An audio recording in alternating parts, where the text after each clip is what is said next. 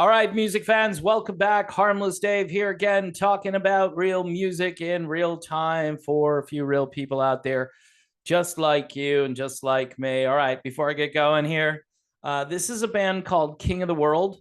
The band you might think is called Royal 10, but that's the album title. King of the World is the band, Royal 10 is the album. This is a rock-oriented blues band or a blues-oriented rock band that hails from Denmark. And I don't even know how I found out about this, but I've been a fan ever since. A few years back, I ordered this album. It's called Cincinnati. And they do this version of the Eagles' Life in the Fast Lane, which sounds like Rocky Mountain Way meets Life in the Fast Lane. It's just really interesting the way they did it. So again, these two albums are really cool.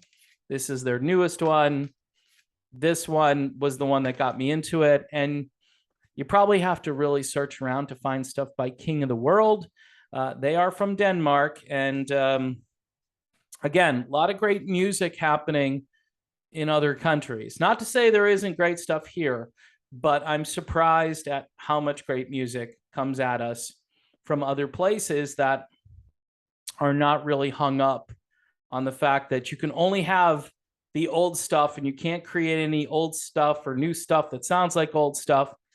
So good on this band for carrying forward the musical tradition here of maybe even British blues to some degree. It's just kind of like very accessible blues oriented music. It's got a little bit of gloss to it. It's not Mississippi Delta blues or anything like that, but I think you'll enjoy it. And hence, that is why I am sharing it with you.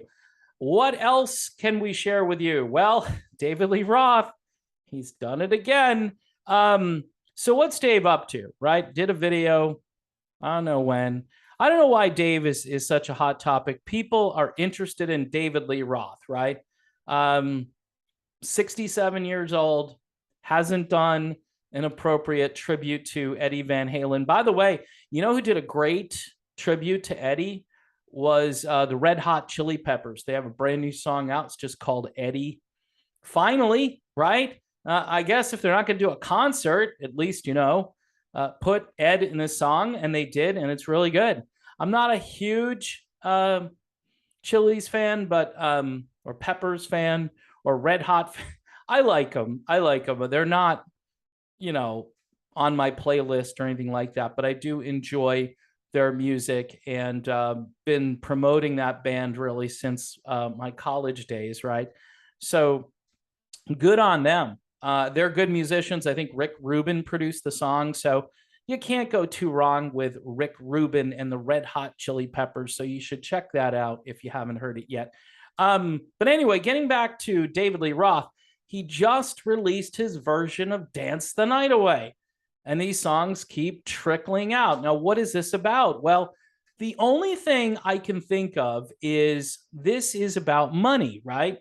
Because these versions, which will coexist for eternity alongside the originals, and the originals, I tell you, the originals are like 100 times better than these newer versions. Although I will say this, like I said the last time, for Dave, his vocal at least is somewhat respectable on these latest versions of the songs. This isn't like him sort of freaking out in Vegas and his voice going off and cracking and doing all kinds of contortions and missing lines of songs. He's, in the studio, apparently live. This was recorded at Henson Studios in Los Angeles, California, allegedly back in May of 2022. Probably in May, right? I'm not actually debating when it was recorded. That's what it says. It was recorded in May of 2022. And there are more songs to come. And why would you do this? Why would you put out these studio live tracks? Well, the only real speculation I have is maybe Roth is getting ready to launch the Dave Does Van Halen tour, right? Which maybe some folks are going to be interested in. if he could color between the lines like he is here, vocal wise, I think people might show up to hear it, right? If he can stop being a goofball and stop talking and just perform the songs, okay, it's cool, it's fine. I mean, you do have Sammy Hagar in the circle with Michael Anthony doing his rendition of Ain't Talking About Love. I think people might want to hear more of that older catalog. And Dave is here supposedly to save the day, even though, he announced his first retirement, but then said, hey, I'm almost done with my first retirement, or I'm halfway through with it. Taking a cue from his mentor, Gene Simmons, right? So anyway, the song is okay. It's not bad, recorded live in the studio. Al Estrada is your lead guitar player. Al has been around for quite a long time. I believe he is part of Dave's touring band. He is a very good guitarist. He's more like kind of like an Yngwie Malmsteen character, I think. He's a little classical sounding to me. I could be wrong. He's definitely not anything like Ed, but I think he fills the shoes in a, I guess, legitimate way. There's no thinking to yourself, oh, this guy who's playing guitar, he can't hold a candle to Ed. And that might be true to some degree with anybody, right? But I think Al is respectable. And I believe the rest of Dave's touring band is on the track, including Francis Valentino on drums and Ryan Wheeler playing bass. So again, different strokes for different folks.